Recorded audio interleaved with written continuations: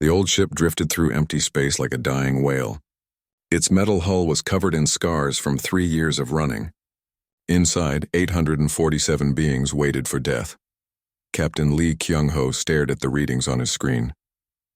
The ship ahead was barely holding together. Its energy signals were so weak that his sensors almost missed it completely. He had been patrolling this empty part of space for 2 months without seeing anything interesting. Now this. "Captain, we're getting a distress signal," said his communications officer. The young man's voice was tight with worry. It's not in any language our computers know." Lee frowned. His patrol ship was small but fast.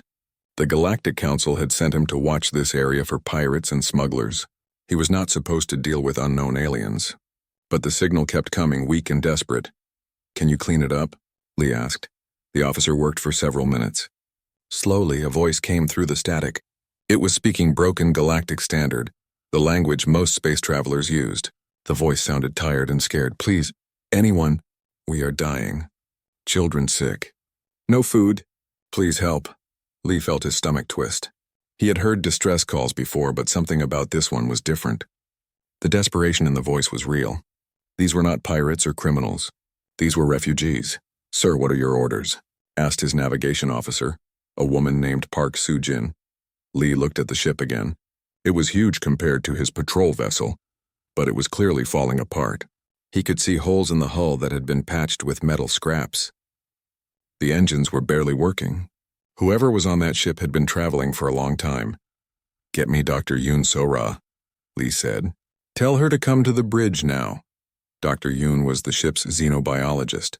She studied alien life forms and helped with first contact situations. She was also Lee's friend and the person he trusted most when dealing with unknown species. Yoon arrived quickly. She was a small woman with kind eyes and graying hair. She had spent most of her life studying alien cultures. When she saw the readings from the unknown ship, her face went pale.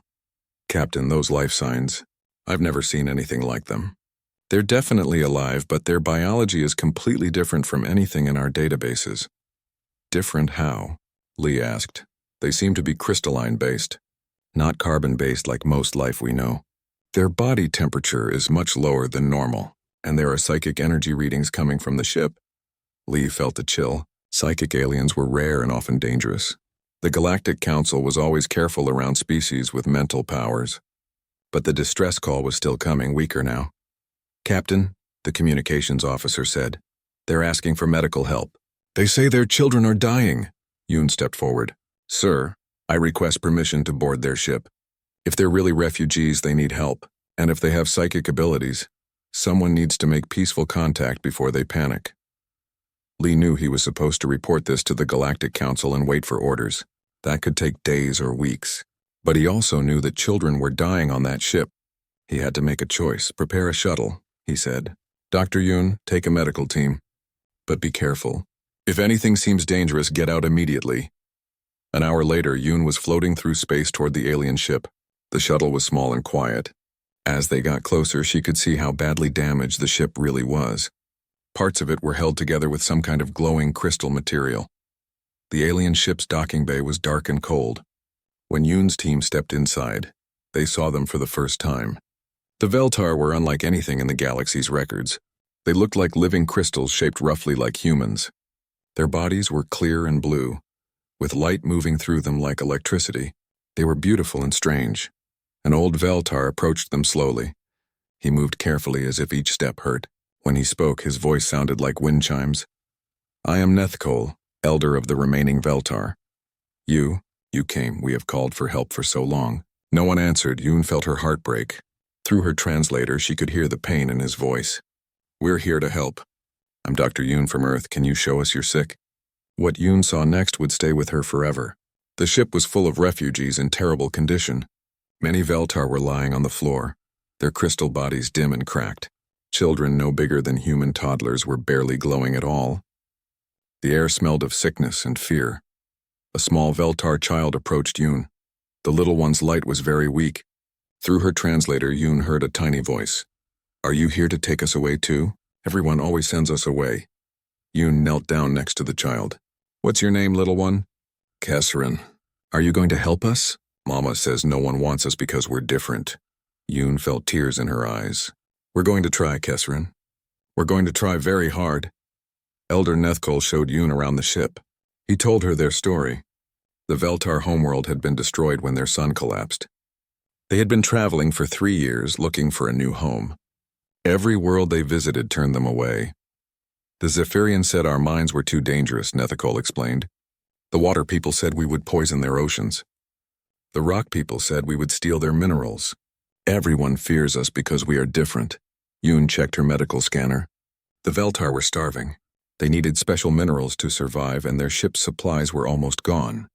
They had maybe 2 weeks left before they all died.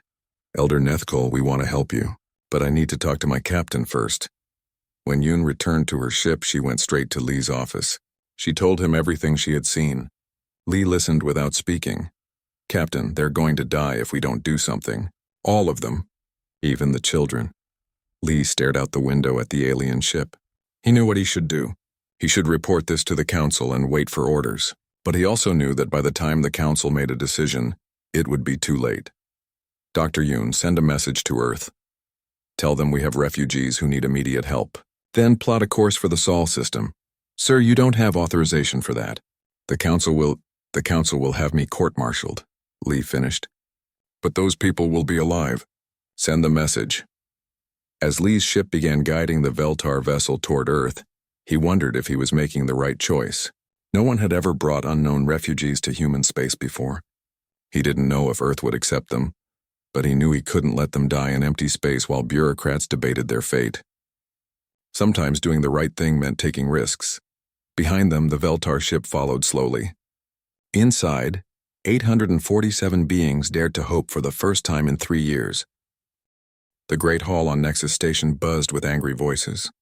Representatives from 12 major civilizations sat around a massive circular table. Each species looked different from the others. Some had scales, others had fur, and a few were made of pure energy, but they all shared one thing. They did not want to deal with the Veltar refugees. Ambassador Park Jin-woo sat quietly in his chair. He was Earth's representative to the Galactic Council. For 2 hours he had listened to excuse after excuse. Every species had a reason why they could not help the dying aliens. The Thrakari ambassador spoke first. His insect-like body clicked as he moved. These Veltar are dangerous. Their psychic abilities could destroy our hive-mind society. We cannot risk our billions of citizens for a few hundred refugees. Murmurs of agreement filled the hall. The Ethereal Coalition's representative, a being made of glowing gas, added her voice. Our energy-based physiology is completely incompatible with crystalline beings. Even being near them could harm us. Park watched as species after species stood to reject the refugees. The Botanical Union, peaceful plant-like beings, refused because the Veltar needed minerals that would strip their soil worlds bare. The Aquatic Confederation claimed the crystalline aliens would contaminate their water worlds. Each rejection felt like a punch to Park's stomach. He had seen the medical reports from Captain Lee's ship. The Veltar were dying. Children were failing to develop properly. Adults were growing weak from lack of proper nutrition. Without help soon, they would all be dead within weeks. Dr. Kim Hyejin, sitting beside Park, leaned over to whisper, "This is madness. They're condemning an entire species to death because of fear." Dr. Kim was Earth's head of xenological studies. She had spent her career learning about alien cultures. She understood better than most how different species could live together peacefully. Commander Cho Tai-min, the Earth Defense Force officer on Park's team, was less diplomatic. "They're cowards," he muttered. "All of them." The debate continued for hours. The Silicon Collective, beings made of living rock, declared the Veltar biologically incompatible with their society. The gas giant dwellers claimed they had no space for solid beings. Even the usually helpful Trader Federation refused, saying refugees were bad for business. Finally, the council's leader called for a formal vote. All in favor of granting sanctuary to the Veltar refugees? Silence filled the hall. All opposed? 847 hands, claws, tentacles, and energy fields rose in the air. Any abstentions? One being raised a limb. Park felt his heart sink. Even the abstention was not support. "The motion fails," the council leader announced. "The Veltar refugees are denied sanctuary by the Galactic Council." Park felt sick. He thought about little Kesrin, the Veltar child Dr. Yoon had told him about. He thought about Elder Nethkol and all the other refugees slowly dying in space. The most powerful civilizations in the galaxy had just condemned them all to death. Slowly, Park stood up. The hall grew quiet as all eyes turned to him. His hands were shaking, but his voice was steady. "Honored representatives," he began, "I have listened to your fears and your concerns. I understand that each of your species has its own needs and limitations."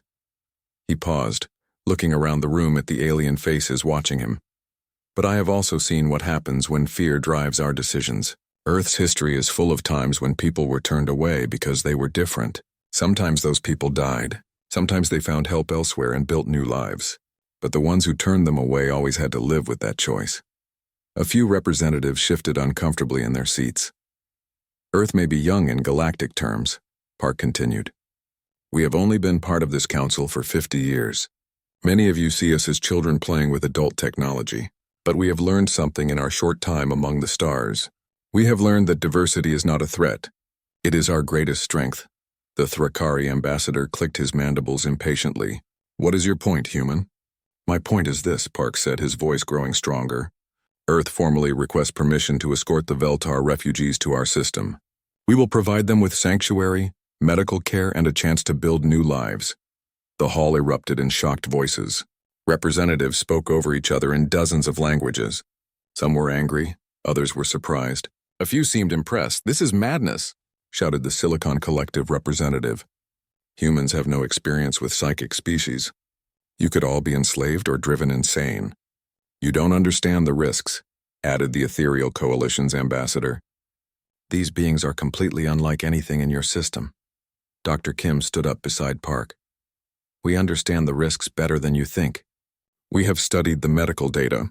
The Veltar's psychic abilities are not invasive or controlling. They are empathic and healing in nature. Their biology, while unusual, poses no threat to Earth's ecosystem." Commander Cho also rose.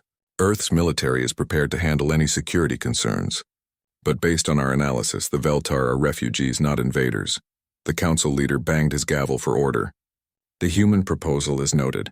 However, accepting unknown refugees sets a dangerous precedent. What happens when other displaced species come seeking help?" "Then we'll deal with each situation as it comes," Park replied. "We won't turn away people who need help just because it might be inconvenient." At that moment, Park's communication device buzzed. A message from Earth had arrived. He read it quickly, then smiled. "Honored representatives, I have just received word from my government. The Earth Assembly has voted unanimously to approve Operation Sanctuary. We are authorized to offer full asylum to the Veltar refugees." The hall fell silent. Many representatives looked shocked. Others seemed angry. A few appeared thoughtful. The Aquatic Confederation's ambassador spoke carefully. "And if these refugees prove dangerous? If their psychic abilities harm your people? Then that will be our responsibility," Park answered. "But we believe the greater danger is in letting fear override compassion." The gas giant dweller's representative floated forward. "This could affect trade relationships. Some species may not want to deal with a world that harbors unknown psychic aliens." Commander Cho stepped forward. "Earth has always been willing to trade with anyone who approaches us honestly. If some choose to avoid us because we help refugees, that says more about them than about us." An old representative from a species Park didn't recognize slowly stood up. She was one of the few who had abstained from the vote. "Young humans," she said, her voice crackling with age. "You do not know what you are risking. The galaxy is a dangerous place. Many species have fallen because they were too trusting, too willing to help others." Park nodded respectfully. "Elder, we appreciate your concern. But Earth has always believed that the greatest risk is in losing our humanity.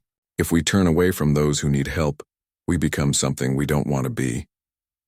The debate continued for another hour. Some representatives warned of disaster. Others spoke of precedent and proper procedures.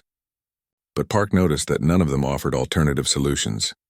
None of them suggested ways to help the dying refugees. Finally, the council leader called for order one last time. "The human request is noted and approved by default, as the refugees have been formally rejected by this body. Earth takes full responsibility for any consequences." As the session ended, representatives filed out in small groups. Many avoided looking at the human delegation. Others whispered among themselves, probably discussing the foolish young species that was about to learn a hard lesson. Dr. Kim gathered her papers. Do you think we're doing the right thing? Park looked out the window at the stars. Somewhere out there, Captain Lee was guiding a ship full of dying refugees toward Earth. Children like Kesrin were waiting to see if anyone in the galaxy cared whether they lived or died. I don't know if it's right, Park admitted. But I know it's necessary. Commander Cho checked his communication device. Sir, I'm getting reports that Earth's defense forces are mobilizing. They're preparing Luna City to receive the refugees. Medical teams are standing by.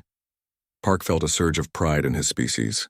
While the galaxy's greatest civilizations debated and made excuses, humans were already preparing to help. It might be naive. It might be dangerous. But it was human. As their ship prepared to leave Nexus Station, Park sent a message to Captain Lee. Come home. Earth is ready. He just hoped they were ready for what came next. Dr. Lim Sang-wook stared at the blueprints on his screen and rubbed his tired eyes. He had been working for 18 hours straight, but sleep was impossible. Somewhere in space, 800 refugees were dying while he tried to figure out how to keep them alive. The challenge was unlike anything he had faced in 20 years of terraforming work. The Veltar were crystalline beings who needed completely different living conditions than any known species. Their bodies required specific minerals to grow and heal. They needed cooler temperatures than humans could survive. And somehow his team had to create a home for them in Luna City. Dr. Lim, his assistant, a young engineer named Go Min-ho, looked up from his own workstation. I think I have something. Lim walked over to look at Go's designs. The young man had been working on atmospheric systems all night. His idea was simple but brilliant. Instead of changing the entire environment, they would create separate living spaces connected by tunnels. We can modify Section C7 of Luna City, Go explained. It's currently used for storage. We can lower the temperature, add mineral injection systems, and create crystal growth chambers for the children. Lim nodded slowly. It could work, but they would need help from every department in the city. How long would it take? If we work around the clock with all available crews, maybe 10 days. We don't have 10 days, Lim said grimly. Captain Lee's reports say the Veltar have maybe a week left. At the Luna City Construction Center, engineer Han Mi-young was facing her own impossible deadline. She had been tasked with building crystal growth chambers for young Veltar. The problem was that no one had ever built anything like them before. The medical data from Dr. Yoon's team showed that young Veltar needed to be surrounded by specific mineral solutions as they grew. Without these chambers, the children would never develop properly. Some might even die.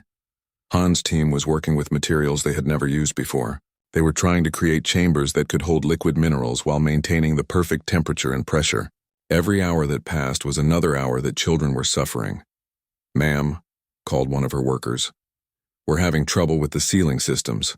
The mineral solutions are eating through our standard materials. Han frowned. They needed something that could resist crystalline corrosion, but still allow the chambers to be cleaned and maintained. She thought about the problem for a moment, then smiled. Use the same crystal material the Veltar used to repair their ship. Dr. Yoon sent us samples. If it works for them, it should work for us. Down on Earth's surface, social worker Kang Yoon-bi was dealing with a different kind of preparation. Her job was to help the Veltar adjust to human society and help humans understand their new neighbors. The challenge was enormous. The Veltar were psychic beings who communicated partly through mental connections. They had completely different social structures than humans. Their children developed differently, their families were organized differently, and their emotional needs were unlike anything in human experience. Kang had been interviewing human volunteers all week. Thousands of people had applied to serve as cultural bridges and support families. The response had surprised everyone. Instead of fear, most humans seemed excited about meeting a new species. Dr. Kang, said her assistant, we have a problem. Some people are worried about the psychic abilities. They're asking if the Veltar can read their minds or control their thoughts. Kang sighed. Fear was natural, but it could destroy any chance of peaceful integration. Set up information sessions. Use Dr. Yoon's data to explain exactly what Veltar psychic abilities can and cannot do. Make it clear that they're empathic, not invasive. She looked at the list of volunteer families on her desk. Teachers, doctors, engineers, shop owners, farmers. People from every part of human society wanted to help. It gave her hope that this crazy plan might actually work. Meanwhile, Captain Nam Ju-hyuk was preparing Earth's escort fleet. His job was to safely guide the Veltar ship through human space and protect it from any threats. He was also Earth's backup plan if the refugees proved dangerous. Nam had read every report about the Veltar. He had studied their ship's capabilities and their military potential. His conclusion was that they posed almost no threat to Earth. Their ship was barely functional. Their people were weak from years of travel, and their weapons were designed for mining, not warfare. But Nam was a careful man. His fleet was ready for anything. If the Veltar somehow proved hostile, his ships could disable their vessel within minutes. If other species tried to attack the refugees, his fleet could defend them. "Captain," his communications officer reported, "we're receiving messages from several colony worlds. They're volunteering to help with the refugees if Earth needs more space." Nam smiled. The colonies were following Earth's lead. Mars had offered to build additional crystal farms. Europa had volunteered its mineral processing facilities. Even the asteroid miners were offering to harvest the specific minerals the Veltar needed to survive. Across human space, the response was the same. Instead of fear or hesitation, humans were mobilizing to help. It was chaotic and sometimes inefficient, but it was also beautiful. In schools around Earth, teachers were preparing new lessons about crystalline biology and psychic abilities. Medical facilities were training staff to treat non-carbon-based life forms. Even restaurants were experimenting with mineral supplements that Veltar might be able to consume alongside humans. The most touching preparations were happening in ordinary communities. In New Seoul, children were making welcome signs in Veltar crystal script. In London, a neighborhood association had organized language exchange programs. In São Paulo, artists were creating sculptures to help Veltar feel at home. Not everyone was supportive. Some people worried about the cost of supporting refugees. Others feared that the Veltar's psychic abilities might be dangerous. A few politicians complained that Earth was taking on responsibilities that belonged to the whole galaxy. But these voices were drowned out by the overwhelming positive response. Humans seemed to instinctively understand that helping refugees was the right thing to do. Dr. Lim received regular updates from teams around the solar system. The work was progressing faster than he had hoped. Construction crews were working triple shifts. Volunteers were helping with everything from moving supplies to testing new equipment. The crystal growth chambers were almost finished. The atmospheric systems were being installed. The mineral injection networks were coming online.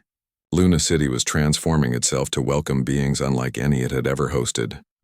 Dr. Lim, Go reported excitedly. "We just finished the first test chamber. It's working perfectly. Temperature is stable, mineral concentration is correct, and the crystal matrix is growing properly." Lim felt a surge of relief. They might actually be ready in time. Han's construction teams were putting the finishing touches on the growth chambers. The work had been exhausting, but seeing the completed chambers filled her with pride. They were beautiful, crystalline, sculptures that would help young Veltar develop into healthy adults. "These chambers are better than anything on the Veltar's original homeworld," one of her engineers observed. "We've improved on their original designs," Han nodded. Humans had a talent for taking existing technology and making it better. Maybe that was part of what they could offer the refugees, not just shelter, but a chance to grow and improve. Kang's integration programs were ready to begin as soon as the Veltar arrived. Volunteer families had been matched with refugee families based on compatibility and needs. Support networks were in place. Cultural exchange programs were prepared. Most importantly, Kang had worked with human psychologists to develop protocols for dealing with psychic communication. The Veltar's empathic abilities could actually help humans process difficult emotions and trauma. Instead of being a problem, their psychic gifts might be exactly what both species needed. As the week progressed, excitement built throughout human space. This was the most ambitious refugee operation in human history. It was also the first time humans had offered sanctuary to a species that the entire galaxy had rejected. Captain Nam's fleet took position along the approach route to Earth. His ships were ready to escort the Veltar vessel safely home. But as he watched his crew prepare, Nam realized something important had changed. The refugees were no longer strangers seeking help. They were becoming neighbors on their way home. In Luna City's new crystalline quarter, the lights came on for the first time. The mineral systems hummed to life. The growth chambers glowed with soft, welcoming light. Everything was ready. Dr. Lim stood in the central chamber and looked around at what they had built. It was not perfect, but it was made with love and hope. It was humanity's answer to a galaxy that had turned its back on the desperate. His communication device buzzed. A message from Captain Lee. 3 days out from Luna orbit. The Veltar are excited and scared. Thank you for giving them hope, Lim smiled.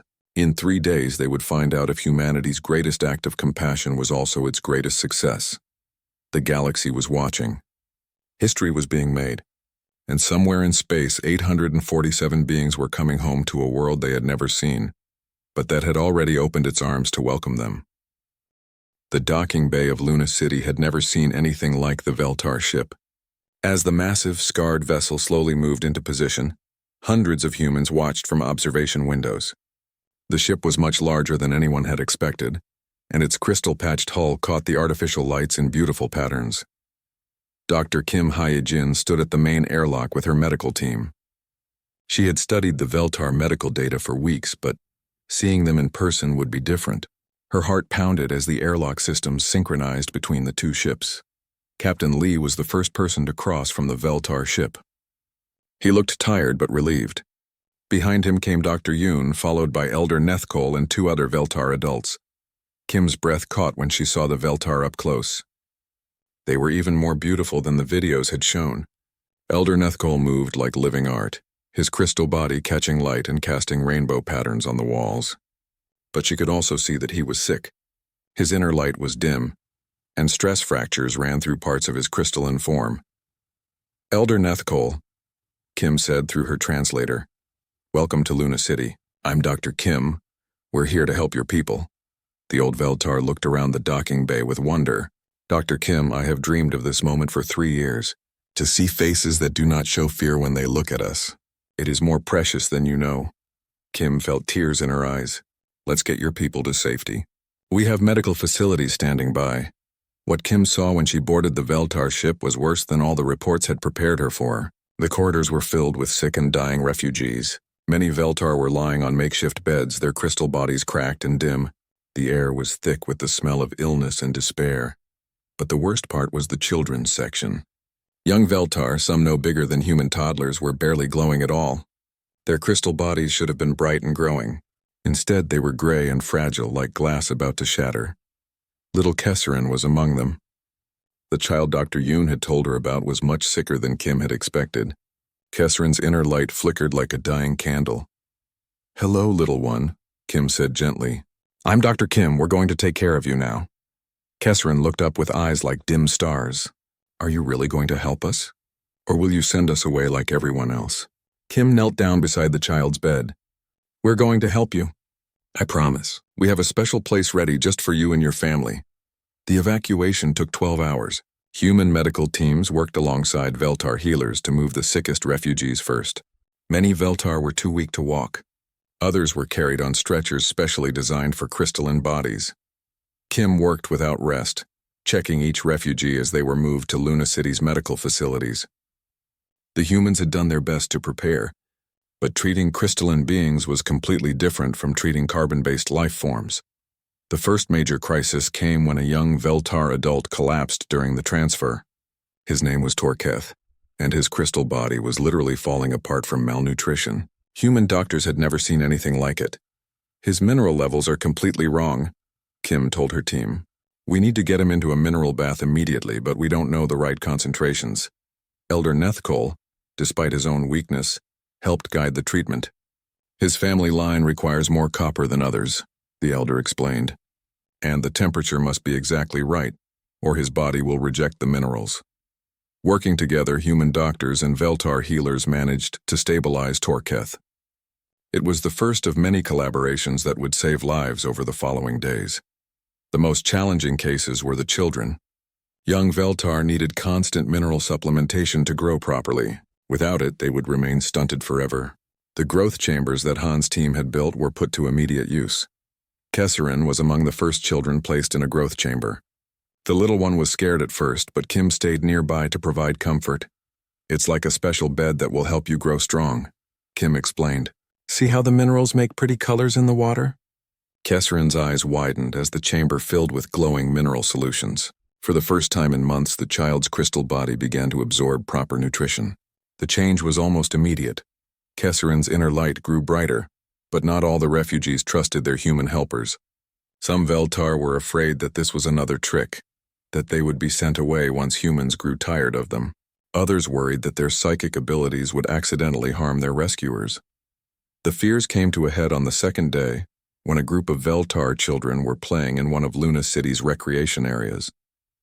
A human girl named Oda-un approached them, curious about the crystal beings she had heard so much about. Kesserin, now stronger after a day in the growth chamber, reached out to touch Da-un's hand. The moment their skin made contact, both children gasped. Da-un could suddenly feel what Kesserin was feeling, the fear, the hope, the loneliness of being far from home. Da-un's mother, Lee Hee-young, saw what happened and panicked. "Don't touch her," she screamed. "She's in your mind." Other humans nearby began to back away from the Veltar children. The crystal beings, sensing the fear and rejection, began to cry. Their tears looked like small diamonds falling to the floor, but Da-un didn't pull away. Instead, she squeezed Kesserin's hand tighter. "It's okay," she said. "I can feel that you're scared, but I'm not afraid of you." Dr. Kim arrived quickly to handle the situation. She knelt down beside both children and spoke calmly to the frightened adults. "What you just witnessed is empathic contact," she explained. "The Veltar can share emotions, but they cannot control thoughts or take over minds. Da-un is perfectly safe." Lee Hee-young was still worried. "But she could feel the aliens' thoughts." "Not thoughts, feelings," Kim corrected. "And only when they're touching. It's actually a gift. Veltar empathy can help humans process difficult emotions and trauma." To prove her point, Kim asked Kesserin to share what she was feeling. The little Veltar placed a crystal hand on Kim's arm. Immediately, Kim felt a wave of gratitude, hope, and pure joy. "It was the most beautiful emotional experience of her life, you see," Kim said to the gathered humans. "There's nothing to fear." Slowly, other human children approached the Veltar. Soon the recreation area was filled with mixed groups of children playing together, sharing emotions and experiences in ways that adults couldn't fully understand. But the real breakthrough came when Elder Nethcole met with Captain Lee in Luna City's administration center. The old Veltar was still weak, but his dignity was returning as his people grew stronger. "Captain Lee," Nethcole said, "I must ask you something that has troubled me for days. Why did you save us? Your people had nothing to gain and much to risk." Lee thought for a moment before answering. "Elder, in our history there have been times when humans were refugees too. When we were fleeing war or disaster or persecution, some people helped us and some turned us away. We learned that the kind of people we want to be are the ones who help." Nethicole's inner light grew brighter. "You risk much for strangers." "You're not strangers anymore," Lee replied. "You're neighbors." The conversation was interrupted by urgent news from the communication center. 3 more refugee ships had been detected approaching human space. Each had been rejected by the Galactic Council. Each was carrying thousands of dying beings from different species. Captain Lee felt his stomach drop. Earth had barely managed to accommodate 800 Veltar refugees. How could they handle thousands more? But when he looked at Elder Nethcole, the old alien was smiling. "Captain, the Veltar have many skills. We are healers and engineers. We have technologies that could help you build homes for many more refugees. Perhaps we can repay your kindness by helping you save others." In the days that followed, the partnership between humans and Veltar grew stronger. Veltar healers used their empathic abilities to help human patients deal with emotional trauma. Veltar engineers shared crystal growing techniques that revolutionized human construction methods. Most importantly, the Veltar's presence changed how humans saw themselves. They were no longer just another species struggling to survive in a hostile galaxy. They were the species that said yes when everyone else said no. Young Kesserin and Da-un became best friends, playing together and sharing their different perspectives on the world. Other human and Veltar children followed their example. The adults watched in amazement as barriers dissolved and new friendships formed. Dr. Kim published the first medical papers on crystalline biology. Engineer Han began designing new types of spacecraft using Veltar crystal technology. Social worker Kang developed integration protocols that became the model for refugee assistance throughout human space. But the most important change was in the hearts of ordinary people. Humans who had never thought about aliens before were now inviting Veltar families to dinner. Children who had grown up thinking Earth was alone in the universe were playing with beings made of living crystal. The galaxy was watching Earth's experiment with growing interest and concern. Some species admired humanity's compassion, others predicted disaster, but none could deny that something remarkable was happening in the Sol system. As the first month of integration ended, Elder Nethkol stood in Luna City's central plaza. 6 months after the Veltar arrived on Earth, Ambassador Park Jinwoo stood before the Galactic Council once again. But this time he was not alone. Beside him stood Elder Nethkol, now serving as Earth's first alien ambassador. The old Veltar's crystal body glowed with health and purpose. The great hall buzzed with nervous energy. News of Earth's refugee program had spread throughout the galaxy. Some species were impressed by humanity's success. Others were deeply worried about the precedent it set. Honored representatives, Park began. 6 months ago, you rejected the Veltar refugees as too dangerous to help. Today I want to show you what happened when Earth said yes. The main screen lit up with images from Luna City. The footage showed human and Veltar children playing together in crystal gardens. It showed mixed families sharing meals, Veltar healers working in human hospitals, and crystal engineers building new types of spacecraft alongside human designers. The Veltar have not only survived, Park continued, they have enriched our society immeasurably. Their healing abilities have helped thousands of humans overcome emotional trauma. Their crystal technology has advanced our engineering by decades. Most importantly, their presence has made us better people. Murmurs rippled through the hall. Many representatives looked uncomfortable. The Thrakari ambassador clicked his mandibles nervously. Elder Nethkol stepped forward to speak. His voice, translated for the assembly, was strong and clear. When my people were dying in space, the galaxy turned its back on us. But Earth opened its arms. They saved us not because they had to, but because they chose to. That is the difference between fear and courage. The ethereal coalition's representative pulsed with agitated energy. This is all very touching, but what about the other refugee ships? We heard that Earth has taken in even more displaced species. Park smiled. You heard correctly. 3 more refugee ships have found sanctuary in human space. The Sporkin, whose homeworld was destroyed by plague. The Nebula-born, whose stellar nurseries are being strip-mined. And the Hive fragments, whose queens were killed in civil war. The hall erupted in shocked voices. Many representatives began speaking at once. That's thousands of refugees, the Silicon Collective representative said. How can you possibly support them all? The same way we supported the Veltar, Park replied. With cooperation, compassion, and hard work. But we're not doing it alone anymore. The screen changed to show new images. Human and Veltar teams working together to build refugee settlements on Mars. Crystal-enhanced spacecraft carrying supplies to struggling colonies. Mixed crews of humans, Veltar, Sporkin, and others exploring new worlds suitable for settlement. Each species we've welcomed has brought new skills and knowledge, Park explained. The Sporkin are master biotechnicians. They've revolutionized our agriculture and medicine. The Nebula-born understand energy systems in ways we never imagined. The Hive fragments have organizational abilities that have improved our logistics networks. Dr. Kim Hae-jin, now Earth's Minister of Refugee Affairs, stood to address the assembly. What we've learned is that diversity isn't just morally right, it's practically beneficial. Our mixed communities are more innovative, more resilient, and more prosperous than any single species settlements. The old representative who had abstained from the original vote slowly rose to her feet. Young humans, you speak of success, but what about the long-term consequences? What happens when more species come seeking help? How many refugees can you support? Park looked around the hall at the faces watching him. Some showed genuine curiosity. Others displayed barely hidden fear.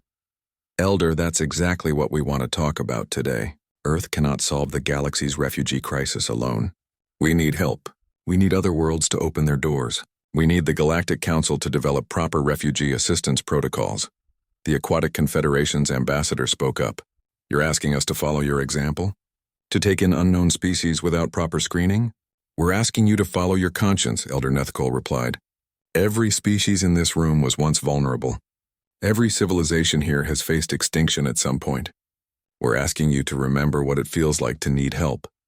At that moment, the chamber's main screen lit up with an incoming transmission. The image showed Captain Lee aboard his patrol ship, but he wasn't alone. Standing beside him was a small furry being that looked like a cross between a bear and a butterfly. "Honored Council," Lee said. "I'm transmitting from the edge of Sector 7. We've encountered another refugee ship. The passengers call themselves the Dreamweavers. Their homeworld was destroyed by a supernova. They've been traveling for 5 years, and every world they've approached has turned them away." The Dreamweaver beside Lee spoke in a voice like wind chimes. "Great Council, we do not ask for much. Only a place to rest, to heal, to remember our lost home through our dream songs.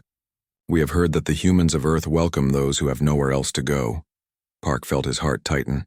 Another species, another tragedy, another test of humanity's commitment to helping the helpless. The Thrakari ambassador stood up angrily. "This proves our point. If you keep accepting refugees, they will never stop coming. You'll be overwhelmed." "Maybe," Park admitted.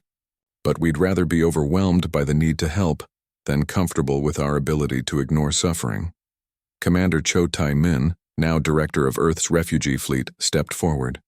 "Honored representatives, Earth's military stands ready to assist any world that wants to help refugees.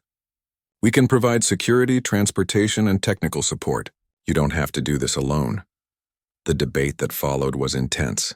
Some representatives accused Earth of naive idealism. Others worried about the security implications of accepting so many unknown species. A few seemed genuinely interested in learning from humanity's experience. But the most surprising voice came from an unexpected source. The gas giant dwellers representative, who had been silent throughout the original Veltar debate, suddenly spoke up. "The humans shame us," the being said. "They are the youngest species in this council, yet they show wisdom that we have forgotten. The gas giant dwellers formally request Earth's assistance in establishing our own refugee assistance program." A shocked silence fell over the hall. Then the Botanical Union representative stood. "The plant worlds also request technical assistance. We have been reconsidering our position on refugee aid." One by one, other representatives began to speak. Not all were supportive, but more than Park had dared hope expressed interest in changing their policies. The tide was turning. Elder Nethkol looked around the hall with satisfaction. 6 months ago, my people were dying because no one would help us. Today, the galaxy is debating how many people it can save instead of how many it can ignore. That is progress. The session continued for hours. Plans were made for joint refugee assistance programs. Protocols were established for sharing the burden of helping displaced species. It wasn't perfect, and not every species agreed to help, but it was a beginning. As the formal session ended, many representatives approached the human delegation privately. Some wanted technical assistance. Others requested medical support for refugee populations they had been quietly helping. A few admitted they had turned away refugees in the past and wanted to make amends. Park felt exhausted but hopeful. The galaxy was changing slowly and imperfectly, but it was changing. On the flight back to Earth, Elder Nethkol sat quietly beside Park. The old Veltar's inner light pulsed thoughtfully. "Ambassador Park," he said finally, "when your Captain Lee first found us, I thought we were lucky to encounter the one species in the galaxy willing to help refugees. Now I think perhaps it was not luck." "What do you mean?" Park asked. "I think the galaxy needed Earth. Not just my people, but everyone. The galaxy needed a species that would say yes when everyone else said no. A species that would remind us all what we could be." Park looked out the window at the stars. Somewhere out there, the Dreamweaver refugee ship was heading toward Earth, trusting that humanity would keep its promise to help those who needed it most. When their ship arrived at Luna City, they found it transformed once again. New sections had been built to accommodate the different refugee species. Crystal gardens grew beside fungal cultivation chambers. Energy beings floated through spaces designed for incorporeal life forms. In the central plaza, Park saw something that made him smile. Human children were playing with young beings from 4 different species. They were all different: crystal, organic, fungal, and energy-based. But they played together as if differences were just interesting features rather than barriers. Little Kesserin, now bright and healthy, was teaching a human boy how to shape crystal formations. The boy was showing Kesserin how to kick a soccer ball. Neither could speak the other's language perfectly, but they communicated with laughter and gestures and the pure joy of friendship. Dr. Kim approached Park with a datapad full of reports. Ambassador, the Dreamweavers will arrive next week. We're ready for them. The integration protocols are working better than we hoped. Any problems? Park asked. The usual adjustment issues, but nothing serious. Actually, the refugee communities are helping each other more than we expected. The Veltar are teaching the Sporkin about crystal healing.